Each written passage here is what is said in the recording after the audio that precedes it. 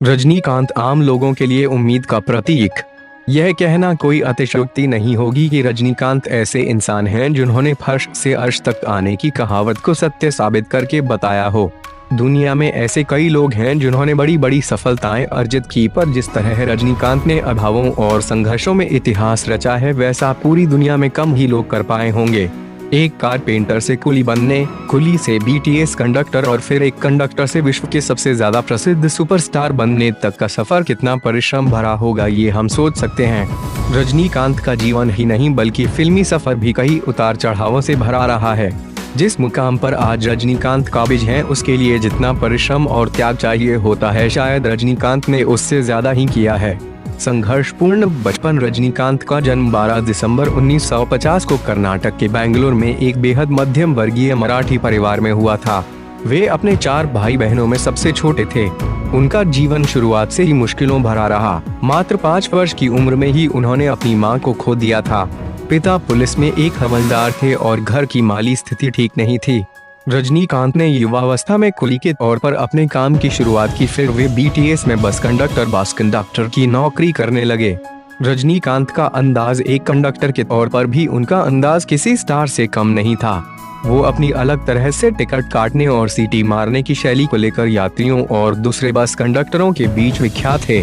कई मंचों पर नाटक करने के कारण फिल्मों और एक्टिंग के लिए शौक तो हमेशा से ही था, और वही शौक धीरे धीरे जुनून में तब्दील हो गया।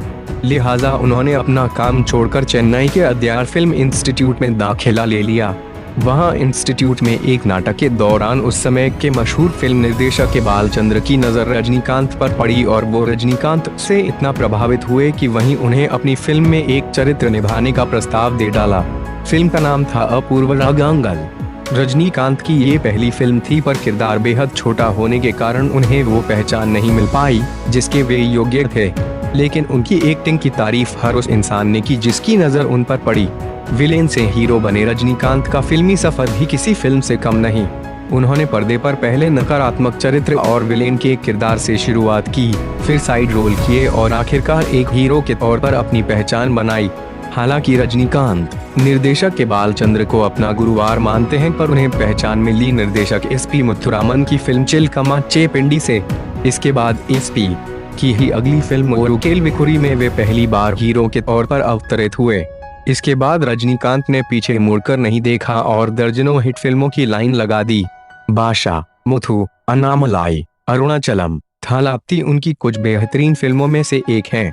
उम्र कोई मायने नहीं रखती। रजनीकांत ने यह साबित कर दिया कि उम्र केवल एक संख्या है, और अगर व्यक्ति में कुछ करने की ठान ले तो उम्र कोई मायने नहीं रखती। 65 वर्ष के उम्र के पड़ाव पर वे आज भी वे Shivaji the boss, robot, Kabali जैसी हिट फिल्में देने का मादा रखते हैं। 65 वर्षीय रजनीकांत के लोग इतने दीवाने हैं कि कबाली फिल्म ने रिलीज होने से पहले ही 200 करोड़ रुपए कमा लिए।